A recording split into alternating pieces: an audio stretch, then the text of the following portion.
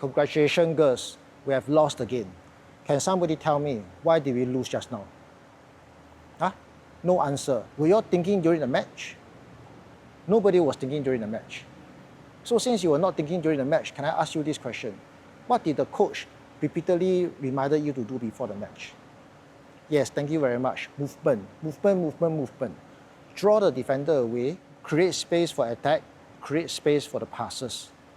Where was all the movement? I hardly see any. Even when you tried to move, you were moving so slowly. How to attack when you were moving so slowly? And to the shooters, do you know your scoring percentage? Less than 50%. In the training, you can give me more than 90%.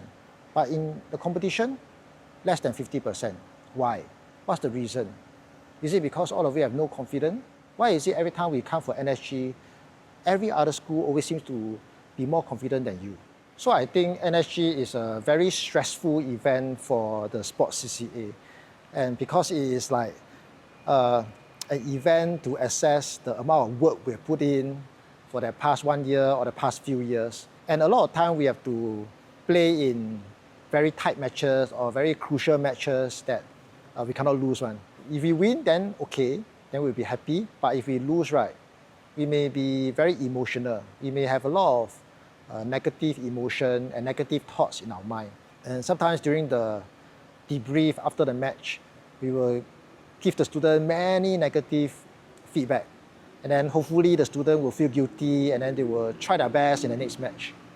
Yeah, but I think giving so many negative feedback to the student is not a very good thing, because sometimes, imagine we are the students and the teacher tells us that we are not confident or we can never play well in big matches like that. We may really believe in it. We may start to think that we will always feel nervous in big competition, or we are always less confident than other students. And this is something that we don't want our students to think. Yeah, so for debrief after the match, right, I think it is okay to give feedback to the students, and it is okay to tell the student what went wrong just now.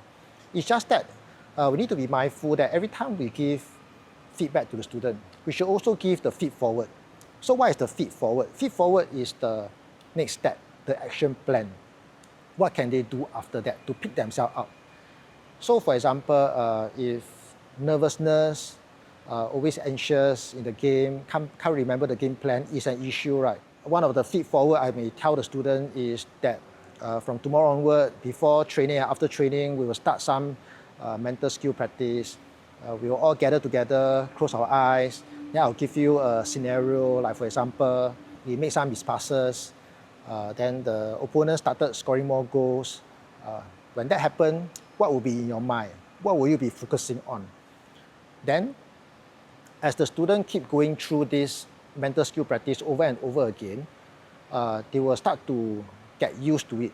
Then if this scenario really happened in the next match, right, the student may be more composed and they will know what to do when they feel nervous. By giving feed forward, we are teaching our students that every time something don't go well, there's always something they can do. And the last thing we want our students to think is that NSG result is an evidence to prove that they are not as good as other people or they don't have the potential to do well in the sports.